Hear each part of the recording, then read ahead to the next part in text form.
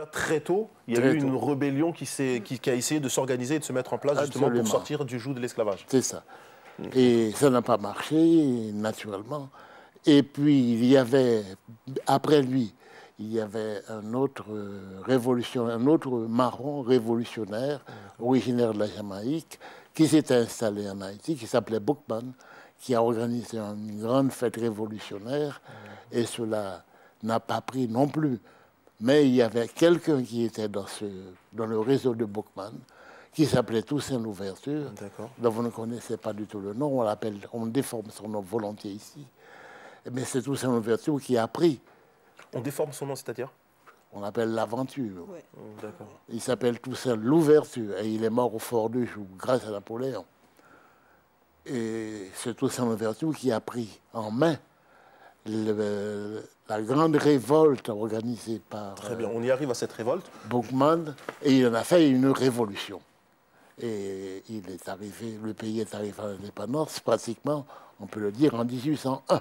1801. En 1801, grâce avec la constitution de Toussaint Louverture. Et c'est à cause de la proclamation de cette constitution qu'il a été arrêté par le beau-frère de Bonaparte, qui s'appelait Leclerc, et qu'il est venu mourir au Fort du Joux. D'accord. On peut revenir... J'aimerais juste revenir sur Boukman. Le mot Boukman, d'après ce que l'on dit, c'est l'homme du livre. C'est un musulman et c'est un lettré. Enfin, un homme qui sait lire. Il est cultivé, il sait lire. Alors, c'est un esclave marron? C'est un Africain. D'accord. C'est un Africain qui a été déporté en Jamaïque? Voilà, oui. Et qui, après ça, la Jamaïque est vraiment proche d'Haïti. Et qui... Est-ce qu'il a été acheté? Est-ce qu'on sait? Est-ce qu'il a été acheté et transporté? Est à la fois célèbre et mal connu. Célèbre parce qu'évidemment son rôle dans l'insurrection des esclaves est extrêmement important, dans ce que Jean Métellus a évoqué tout à l'heure, c'est-à-dire cette fameuse cérémonie du bois caïman, mais malheureusement pour lui, il a été tué très vite. Donc la carrière en quelque sorte révolutionnaire de Boukman est interrompue par sa mort, son exécution, sa tête piquée dans un bâton et promenée dans les rues du Cap. Enfin, les images sont très connues, hein, pour effrayer bien entendu. Hein, fait que le nom va rester mythique. Comment? Par les autorités françaises? Bien sûr, oui, oui. Le Cap était la capitale de la colonie, le Cap français, le Cap haïtien aujourd'hui. Et on a voulu faire un exemple, bien entendu. D'accord, alors Boukman, pour suivre le fil, Boukman est un esclave déporté, un Africain déporté en esclavage sur la Jamaïque.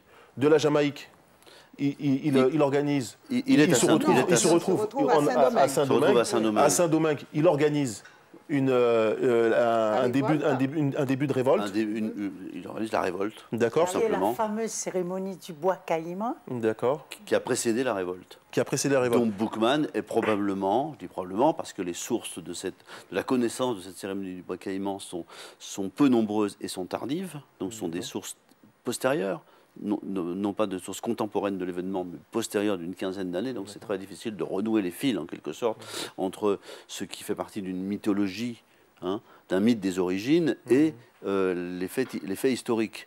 Mais Boukman a été probablement donc l'organisateur, le prêtre, en quelque sorte, de cette cérémonie du bois caïman. D'accord. Alors, c'est intéressant que vous nous dites que Boukman était musulman. C'est-à-dire que, malgré sa déportation, il est resté très attaché justement à sa culture africaine et musulmane. Mais en quoi la déportation fait qu'on ne reste pas... On sait que... La seule chose qu'on a quand on est déporté, on garde ses mythes, on garde ses croyances. D'accord. Et il semblerait que ce soit le cas, non? Il les a utilisés justement pour organiser les gens autour de lui? Tous les esclaves avaient gardé leurs croyances. Et les Haïtiens encore sont très africains. Oui, tout à fait. Parce qu'en nous gardons, nous sommes obligés de les garder. Si on les renie, alors qu'est-ce qu'on deviendrait? Très bien, très bien. Ce serait intéressant de parler en fin de compte des Bossales et des Créoles pour essayer de préciser pour vous, non? Je crois que l'émission est trop courte. Elle est trop courte. répondre à la sollicitation, là, effectivement, dans la composition de la population en esclavage dans cette Saint-Domingue française, il y a une particularité, une de plus, hein, c'est que pour répondre aux besoins de main-d'œuvre, parce qu'il faut bien comprendre que l'esclavage, c'est avant tout la recherche d'une main-d'œuvre. Hein, c'est la production qui commande. Et la production répond à la demande de l'Europe qui veut toujours plus de sucre, donc il faut produire toujours plus. Donc toujours plus de main-d'œuvre. Donc on accélère la traite. Et je vais vous donner encore un chiffre. Vous allez croire que l'historien ne pense qu'aux chiffres, mais il y a quand même une chose qu'il faut absolument rappeler, c'est que dans la dernière décennie avant la Révolution, le rythme de la traite atlantique est en gros de 90 000 esclaves transportés ou déportés par an. 90 000. 90 000. Et il y a 45 000 sur 90 sont vendus à Saint-Domingue. La moitié de la traite atlantique va à Saint-Domingue. L'autre moitié est dispersée sur l'ensemble des territoires esclavagistes d'Amérique.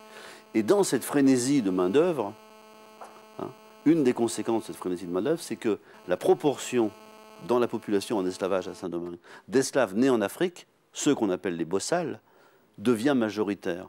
Ce que les administrateurs coloniaux avaient toujours pris soin d'éviter, qu'il fallait favoriser une majorité de créoles, d'esclaves nés sur place, considérés comme beaucoup moins dangereux, comme beaucoup plus acclimatés, ce qui n'est pas toujours vrai dans la réalité, mais c'est ce qu'est l'imaginaire. La théorie que quand on naissait esclave, c'est la condition de devenir... On n'a pas connu autre chose. On n'a pas connu autre chose, d'une part, et on n'a pas subi le traumatisme de la capture, de la traite, du transport à fond de cale, de la vente et de la vie dans un autre univers, dans une toute autre mentalité, une autre finalité. Le travail n'est pas le même, etc. Et on connaît les codes. On connaît les codes. Donc on pourra savoir comment les détourner. Voilà. Donc dans cette société, surtout dans le nord de Saint-Domingue, là où va partir l'insurrection, il y a une majorité de ce qu'on appelle des bossales dans la partie française de Saint-Domingue, c'est-à-dire des esclaves nés en Afrique. Hein. C'est très important. Alors évidemment, quand on regarde de près, on s'aperçoit que les chefs de la révolte, alors pour Boukman c'est un peu l'exception, mais les chefs de la révolte sont des créoles. Sont des créoles. Toussaint Louverture est né sur place. Jean-Jacques est né sur place. Biassou est né sur place. Jean-François sont nés sur place. Les parents de Toussaint Louverture étaient des bossales ou des créoles? Non, ils sont africains. Son père vient du Bénin. À l'époque, c'était le Dahomey. Voilà, le Dahomey, roi supposé ou mythique d'Alada.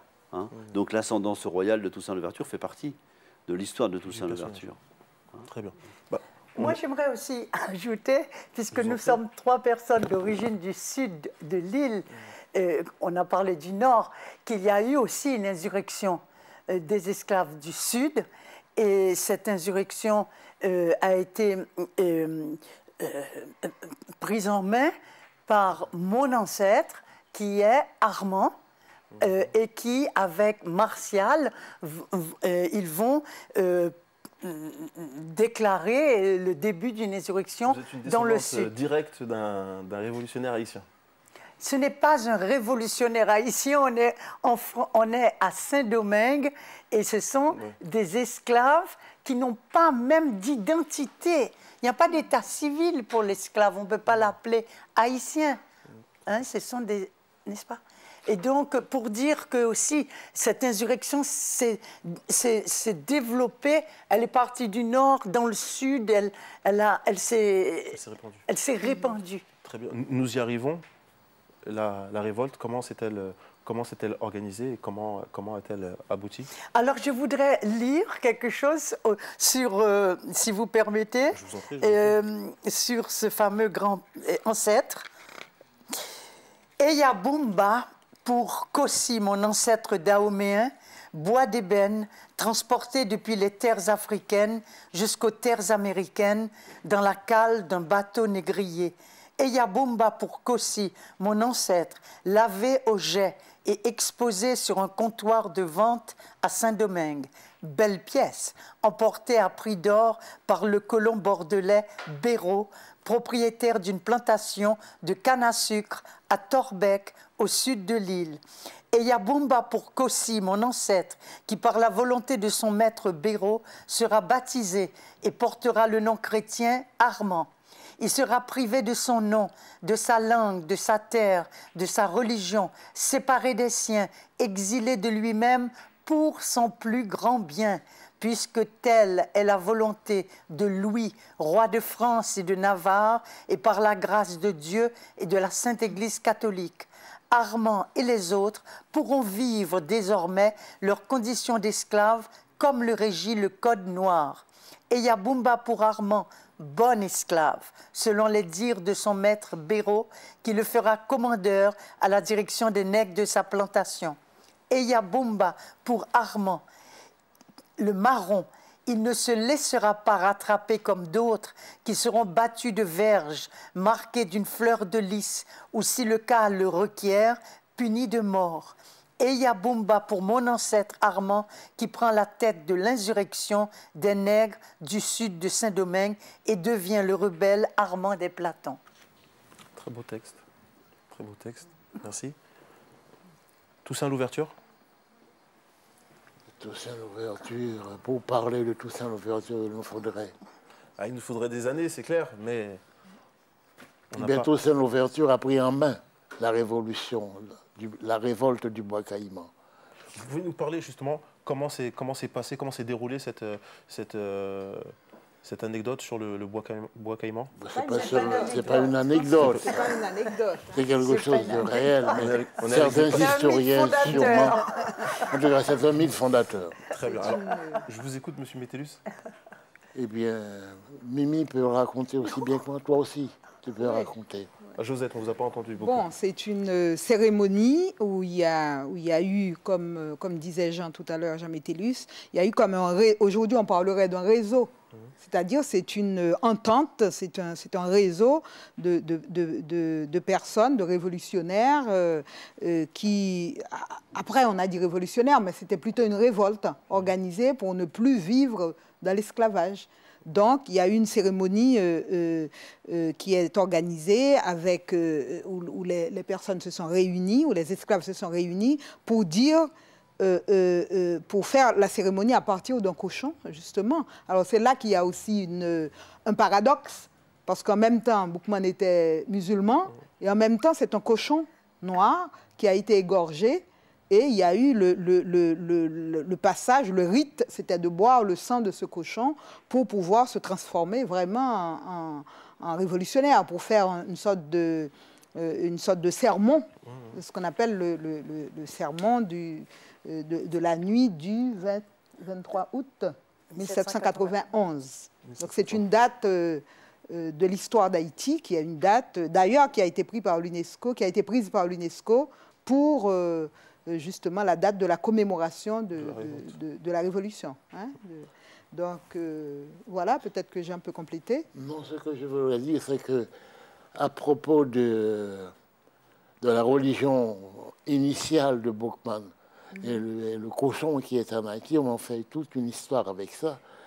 Mais les esclaves étaient dans une situation telle, de famine telle, qu'ils ont oublié toutes les religions pour manger. De sorte que le cochon pouvait bien servir à cette cérémonie. C'est les historiens européens, catholiques ou bien je ne sais comment, qui racontent que le cochon était impossible dans cette réunion. Mais nous étions, nous autres esclaves, dans une situation telle qu'on pourrait manger n'importe quoi. Parce que l'histoire de la religion n'existe pas dans le cadre de la situation en Haïti. Donc, le cochon était bien là, à la cérémonie du Bois Caïman. Et bon, il y avait certains rituels qui font que le cochon a été égorgé, que chaque participant a été obligé. Mais c'est dans le mythe. C'était aussi pour consolider le pacte. C'était un pacte. Mais je veux dire que la présence du cochon n'invalide à aucun moment ce qui s'est passé. D'accord.